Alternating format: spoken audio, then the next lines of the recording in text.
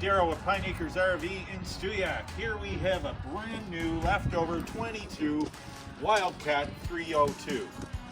Two slides in this unit, and a surprise in the back of the unit for the bunk. So you go into the living room area, which is very roomy.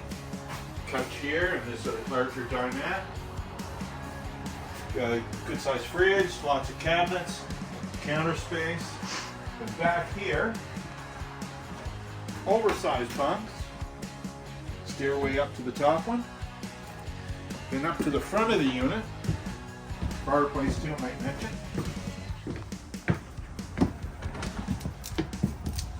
You've got a window in the front, which is really nice actually.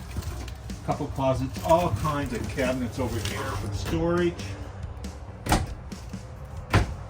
And a large bathroom, stand-up shower. So come see us, exit 11, Pine Acres RV.